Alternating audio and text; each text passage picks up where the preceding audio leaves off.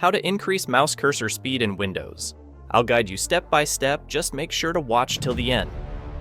First of all, go to this search panel and type Control Panel and press Enter. Then, this page will be open. Change view by option from small icons to category. Then tap here on Hardware and Sounds. Here you can see the option as mouse. Tap on it.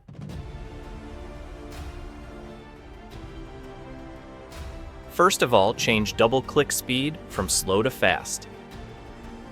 Then check this box to turn on Click Lock. Then, in the pointer options, you can see pointer speed. Change it to fast and finally press OK, and our mouse cursor speed will be increased. I hope you will find this video helpful. Thanks for watching.